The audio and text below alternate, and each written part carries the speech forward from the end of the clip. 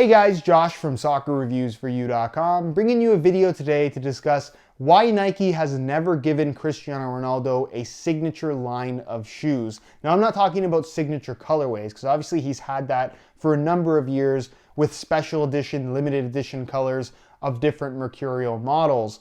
With that being said, you look at a guy like Leo Messi, he's actually got his own signature line within the Adidas brand. It's a shoe that only he wears. Why hasn't Nike done that with Cristiano Ronaldo, given the marketing superpower that guy is? You can definitely argue that Messi or Ronaldo, one is better than the other, but in regards to selling shoes and just being a super marketable player in regards to products, I think that Cristiano Ronaldo is by far the more powerful, more influential figure in that area of his career, the advertising area, if you will. So why wouldn't Nike try to take advantage of that and give him his own signature line? Nike hasn't really done this too much historically. They gave Ronaldinho his own signature line, and he had two different models, or two generations of that shoe until they killed it off. So why wouldn't they give that to Cristiano Ronaldo, who you could argue has been a bigger deal over the course of the prime of his career in comparison to Ronaldinho? And that's not to say Ronaldinho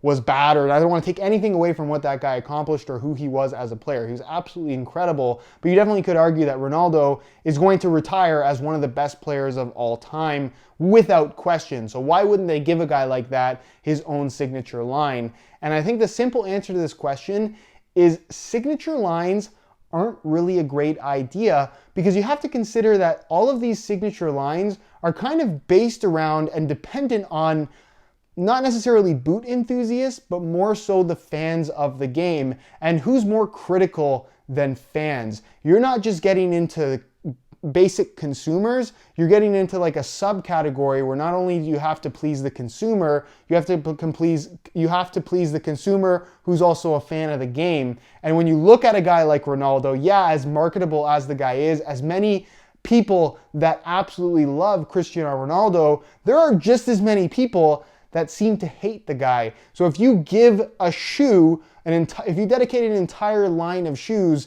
to one single person, it's very, very possible that you've completely eliminated the chance of selling that particular shoe to half of the consumers, just because they may not like Cristiano Ronaldo. If they love Ronaldo, they might buy it. If they hate it, it's very likely that they're not going to buy it. And that's kind of been the case with the Messi line. Now, it's difficult to say that this is 100% the truth, because with Adidas and the Messi line, you look at the Messi 15.1, you look at the Messi 16.1, or the Messi 15 and 16 generation. I know there was a 10.1 as well, but that was basically just a variation of the F50 at the time. It wasn't really a true signature line. But again, the Messi 15 and the Messi 16 generation, the 15 was quite frankly kind of an ugly shoe, and the 16 wasn't the greatest shoe either from an aesthetic standpoint. So that kind of held the line back a little bit. But I would imagine that, let's say you're a Real Madrid fan, a hardcore Ronaldo fan, or just a Madrid fan in general, you're probably not going to buy that Messi shoe no matter what. You might put it on your foot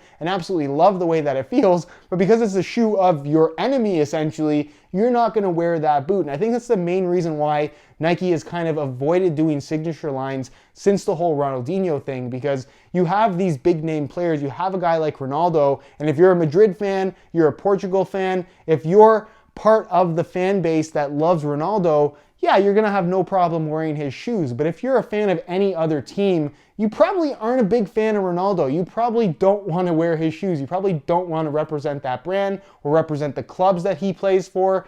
I know that's unrelated to the shoe, but a lot of fans, kind of diehards, will kind of perceive that when they buy the signature model of a player that they don't necessarily care for. So that's kind of the main reason why I think Ronaldo never got his own signature model. Nike's going to be happy to give him signature colorways, because if you don't want the Ronaldo colorway, you can go buy the regular ones of the Mercurial. It doesn't hurt the Mercurial brand. They're just adding more SKUs. They're adding more products. They're giving you an opportunity to buy this Ronaldo version. But if you don't like Ronaldo, or you don't like that colorway, you can go buy an unbranded, un-Ronaldo tainted Mercurial, if you will. So that's, to me, I think the main reason why signature lines haven't necessarily been the most successful thing in the world, is because it can be kind of a polarizing product, to the point where it's not just a matter of, oh, I don't like the way that shoe looks, or I don't like the way that shoe feels.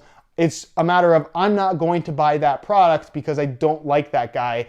And that's something that I guess from a marketing standpoint probably is a very scary thing for a big brand like Nike. I think the last thing that they want to do is put out a product based on the main face of their brand and then it just not do well, because that could definitely hurt them from a marketing standpoint, I suppose. So that to me, I think, is the explanation as to why we've never seen a signature line from Ronaldo and we've only ever seen signature colorways. Is it the right call from Nike?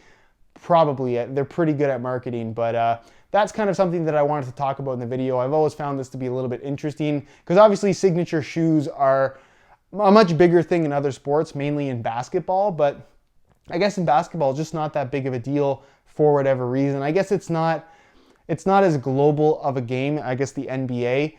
You have players wearing LeBrons against LeBron, on LeBron's team, all kinds of stuff like that. So it's a little bit different, I guess, for whatever reason. But in the case of soccer/football, if you don't like Messi, you're not going to wear his shoes. If you don't like Ronaldo, you're not going to wear his shoes. Fans are that diehard, and I think that's what scares companies away. So let me know your thoughts on this topic down below in the comment section. If you have any questions for me on this, leave them down below as well, and I'll do my best to answer any of your questions. If you enjoyed this video, found it interesting and informative, be sure to support it with a like. Subscribe if you haven't already for daily videos on all the latest and greatest soccer gear. You can find all my social media information linked down below in the description as well. And other than that, guys, hope you enjoyed today's video. And as always, thanks for watching.